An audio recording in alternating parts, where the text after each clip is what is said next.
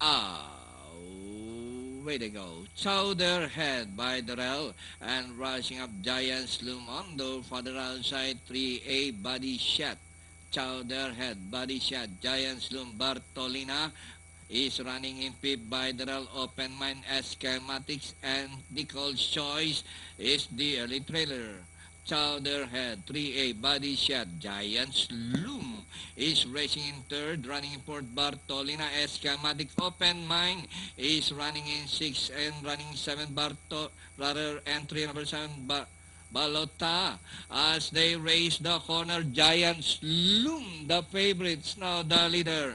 3A body shot down on the inside is Bartolina and nearing the finish line. Giants loom by a length and a half.